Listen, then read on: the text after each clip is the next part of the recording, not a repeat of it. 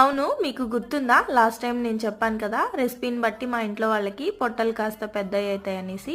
అలా పొట్టలు కాస్త పెద్దవి చేసే రెసిపీలో ఇది కూడా ఒకటి, గోంగూర పులిహోర.